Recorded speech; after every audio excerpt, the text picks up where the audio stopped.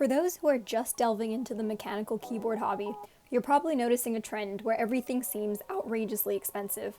Which is not an understatement by any means. This hobby is not a cheap one. That's why I decided to build a very budget-friendly board coming in at around $100 where quality isn't really sacrificed either, which is quite exciting. The bare bones of this build is the GK64, which is usually readily available on banggood.com or Amazon, where you can get the plastic case version with the USB-C cable attachment for around $50, which is really quite good. Aside from the braided USB-C cable, plastic keycap puller, and metal switch puller, the box comes with the ABS plastic case, which, despite being plastic, feels quite sturdy, as well as the white painted aluminum plate, which adds the most heft to the board. It has some nice rubber feet to stop the board from moving around when typing, and you get a nice natural 5-degree incline on the case for ergonomics. However, right out of the box, you can hear that the case is pretty hollow, so something will need to be done about that. From there, you're going to want to get to the PCB, so the unscrewing process begins.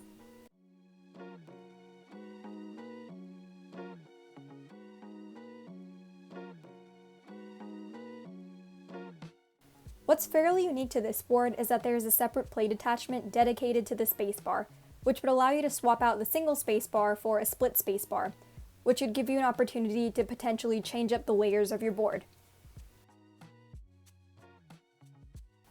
This PCB is absolutely gorgeous in my opinion. What adds even more value to the board is the fact that the PCB is actually hot swappable, meaning you can just pop in any switch you want without soldering anything in.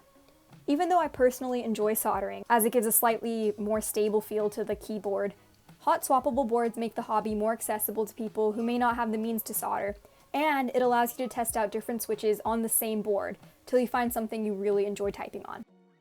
To test the PCB, plug it into your computer and touch metal tweezers to where each switch would go to actuate it. It's important to do this before you actually start building, as a bad PCB would mean that you'd have wasted your time building a keyboard that doesn't work properly. This PCB has RGB underglow and RGB shine through, which is another bang for the buck feature that this keyboard kit offers. To fix the hollow sound that would otherwise ruin the acoustics of this keyboard, I cut some foam to fill the case with. With that inside, you can rest the PCB, followed by the aluminum plate, over top of it. As mentioned before, the plate is quite solid with little bend, and a nice premium feel, especially for the price. I quite enjoy the white color too. The plate came with pre-assembled, pre-lube stabilizers as well, and if you want to improve the typing experience even further, you can detach them, lube them yourself more evenly, and then reattach.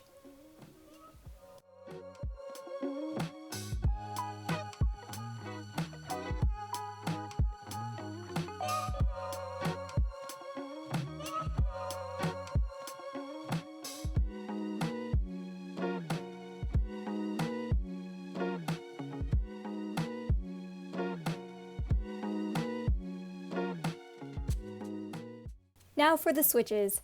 Being that this is a budget build, I had to choose the budget kings of linear switches, being the Gateron yellows. Stock, these switches are slightly scratchy, but when lubed properly, they sound and feel extremely smooth. They come in at $2 for a pack of 10, so these switches definitely solidify this as a budget build. To lube, I used a switch opener to pry apart the switch. From there, I used Krytox grade 0.5 to lube the bottom housing, the springs, and the switch stem before closing it back together.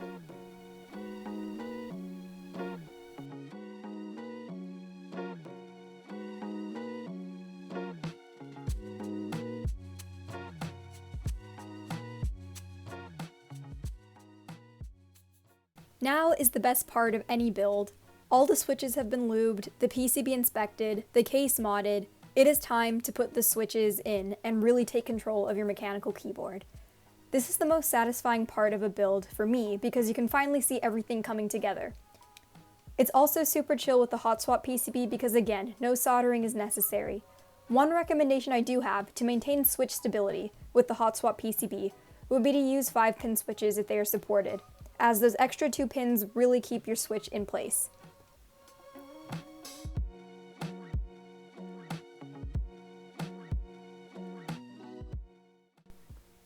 And with that, all of your switches are in, and you can now slap on the keycap set of your choice. Going with the budget theme of this build, I saw these OEM profile PBT keycaps for sale for around $25 on Amazon or KBD Fans. What really drew me to them, aside from the price, was the color scheme actually. There's a sneaker called a Jordan 1 Retro Shattered Backboard, which has a very similar color scheme that I personally think looks clean. So I went with these keycaps as a way to channel my inner sneakerhead. But in all seriousness, the thick PBT plastic of the keycaps will contribute to the thocky sound of the board and the premium feel, while at the same time, you're watching your wallet. When all is said and done, this keyboard comes in at 1 pound 6.2 ounces, so not too heavy, but fairly decent. For a size comparison, it's slightly wider than the Apple Magic Keyboard, so it won't take up much room on your desk. And now for the sound test.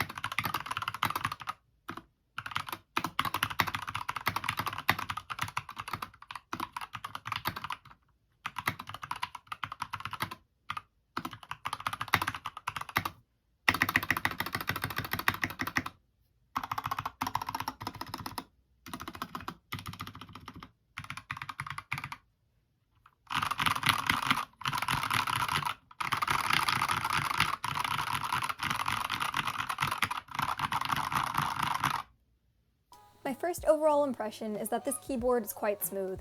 I like the weight of the Gateron yellows being around 50 grams to actuate and 60 grams to bottom out, so on the medium/light side. I think one thing I would have changed would be taking out the stabilizers and lubing them myself, but overall I thought the board felt nice and had a nice sound to it as well. Nothing like a brass or aluminum case would sound, but not too bad for plastic. The 65-ish% form factor is basically as compact as a 60%, just with dedicated arrow keys, which a lot of people, including myself, find convenient. Overall, I think that doing a build like this is quite rewarding in a sense that you know that you're getting the most for your money, and you do end up with the quality board at the end of the day.